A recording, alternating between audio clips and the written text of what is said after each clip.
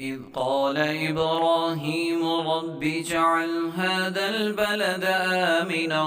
واجنبني وبني أن نعبد الأصنام رب إنهن أضللن كثيرا من الناس فمن تبعني فإنه مني ومن عصاني فإنك غفور